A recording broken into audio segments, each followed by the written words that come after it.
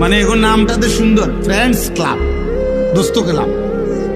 এই দোস্ত ক্লাবের জন্যই বলছি আয়, এটা দেখেই আমি আয়াত করছি। আমি আরেকখান দিয়া পড়ব নিয়ত করছিলাম কোরআন শরীফে, কিন্তু ওই নাম আইসা দেখা তাৎক্ষণিক এখান থেকে পড়ছি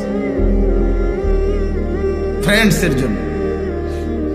তো আমার ভাই, আমার বন্ধু, আল্লাহ তাআলা তাদেরকে মনে করাই দিছে যে হায় বন্ধু, তোমার কত বড় ক্ষতি করে ফেলল।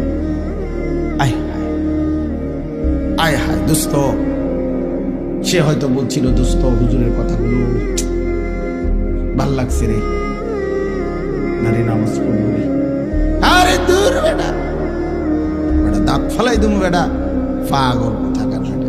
এরকম কত হুজুর আইয়ে যায় বেটা, চিনি না বেটা। হুজুরের মধ্যে তো কত বেটা সদর বদর আছে বেটা। হুজুরের তো কথার স্টেশন না। এই মানে আমাদের দিলওয়ারি, তোমার দিলওয়ারি শেষ করে, তোমার হিম্মত, তোমার মনোবল, তোমার একটু এগিয়ে আসার প্রেরণা এই বন্ধু নামের এই বেঈমান, বন্ধু নামের এই শয়তান শেষ করে দিল। আল্লাহ তাআলা বলেন, হায় খোদার কসম, এই মানুষগুলো যারা বন্ধুর কারণে, আব্বা শোনো, যারা বন্ধুর কারণে আল্লাহ মানতে পারে নাই, নামাজ মানতে পারে নাই, সেজদা দিতে পারে নাই, আল্লাহর গোলামি করতে পারে নাই, গুনাহ ছাড়তে পারে নাই, নারীর লোভ ছাড়তে পারে নাই, মদ, জুয়া, জিনা, ব্যভিচার, নোংরামি, অসভ্যতা ছাড়তে পারে নাই, আমি এই কোরআন হাতে কসম করে বলছি রে আব্বা, কিয়ামতের দিন ওই বন্ধুর কথা স্মরণ করে এই যুবক, এই ছেলেরা, এই মানুষগুলো আফসোস করবে, আফসোস করবে, আফসোস। আফসোসটা কেমন আফসোস? আল্লাহ বলেন, দেখো, আল মুলকু ইয়াউমাইদিনিল হাক্কু লিররহমান।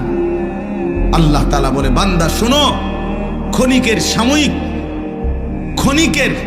সাময়িক জীবিত থাকাকালীন কিছু মালিকানা দুনিয়ার মধ্যেও আমি দিয়েছিলাম তোমাদেরকেও।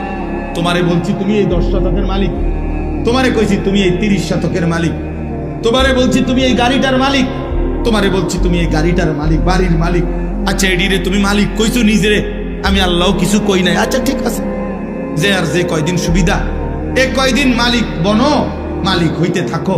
কিন্তু আল্লাহ বলছে, বান্দা একদিন মনে রেখো, এমন একটা দিন আসবে যেদিন আমি আল্লাহ বললাম, যেদিন সমস্ত প্রথম ব্যক্তি থেকে শেষ ব্যক্তি, আদম থেকে ইসরাফিলের ফু পর্যন্ত সকলেই একটি মাঠে একত্রিত হবে, সেই হাসরের মাঠ।